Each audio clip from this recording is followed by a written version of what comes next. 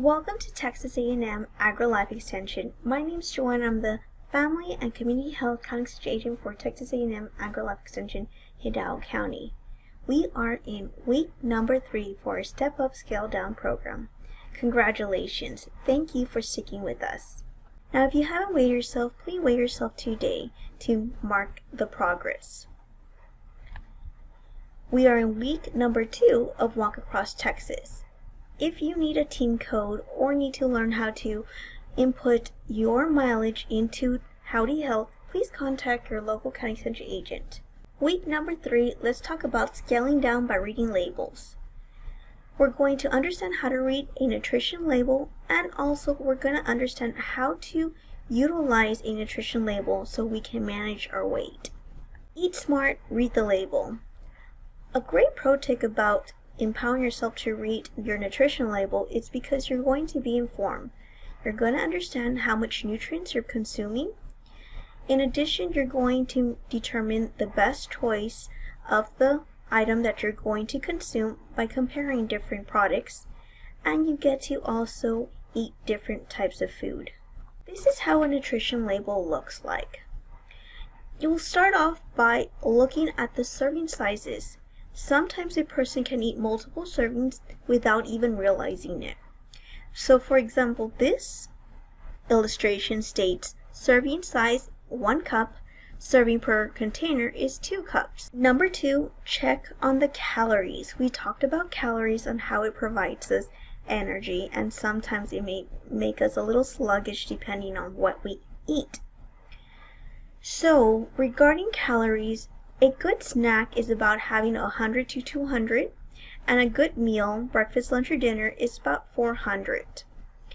Next, we want to limit these nutrients. Total fat, which consists of saturated fat, trans fat, cholesterol, and sodium. Remember, you need to limit your total fats to no more than 56 to 78 grams a day, including no more than 60 grams of saturated fat, less than 2 grams of trans fat, and less than 300 milligrams of cholesterol. This is based on a 2,000 calorie diet. Trans fat can be found in fried foods such as French fries, donuts, or even baked goods such as pie crust, pizza, dough, biscuits, cookies, crackers. Regarding number 9, it says get enough of these nutrients, which is your vitamin A, C, calcium, iron. Make sure you get 100% of the fiber, vitamin, and other nutrients you need every day. To your right, number 3, you'll notice a percentage sign with DV, daily value. This section tells you the percent of each nutrient in a serving size in terms of a daily recommended amount. As a guide, if you want to consume less of a nutrient such as saturated fat or cholesterol or sodium, choose foods with a lower percentage daily value, such as 5% or less. If you want to consume more of the nutrients such as fiber, seek foods with a higher percentage of 20% or more. So try to remember 5 and try to remember 20%. So 5% and 20%. There is no percentage in the DV under the trans fat, if you'll notice, and that's just because U.S. Food and Drugs Administration, which is the FDA, does not have enough scientific information to set the value. When the nutrition facts panel says that the food is 0 grams of trans fat, it means that the food contains less than 0.5 grams of trans fat per serving. You can download the handout to review more of the food lingo. For example, when it says calorie-free, it really means it's less than 5%. If it says sugar-free, it states that it's less than 0.5 grams of sugar. Fat-free, that means it's also less than 0.5 grams of fat. Low-fat means there's 3 grams of fat or less. Reduced fat means at least 25% is less fat than the regular. The reason why we want to limit these nutrients is because it is at risk for heart disease, it may cause some type of cancer, and it also elevates your high blood pressure. Added sugars.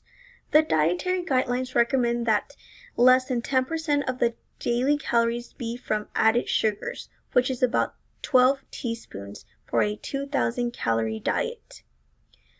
Sugars can replace healthier foods in the diet, contribute to weight gain and chronic diseases, and they can also cause tooth decay. Let's talk about fat and sodium. Eating too much fat can replace healthier foods in the diet and lead to overweight and chronic diseases. So it's important to be aware of how much fat you're consuming. Remember the 5% and 20%. You don't want it to be more than 20%. The dietary guidelines recommends less than 10% of the calories from saturated fat, keeping your trans fat as low as possible, and reducing your sodium intake that is less than 2,300 milligrams. That's about 1 teaspoon of salt. Rethinking your drink. As you know, we get our calories from what we consume and what we drink. So think about what you're drinking. Drinking our calories does not make us full. Sweet drinks are easy to consume, although it has high in calories and can contribute weight gain. Low fat or fat-free milk is good for your health, and that plays a good role in your dairy because it has calcium and it builds your bones strong, and as well as you'll have strong teeth. Now be careful with these diet drinks because they do have artificial sweeteners.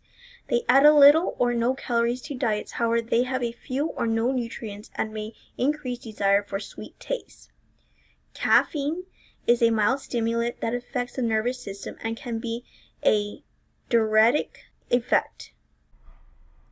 Okay, so we talked about how much sugar we can consume. Do you remember? 12 teaspoons. Do you know how much a drink usually has? So right now, as an example, I have a Mountain Dew, and according to this, it has 77 grams of sugar. What does that mean? Well, let's take 77 divided by 4, because 4 teaspoons equals 1 gram. That's 19 and a fourth. Let's do that. Alright, I don't know if you can see my cup, but I have some teaspoons, and we're going to count how much 19 teaspoons is.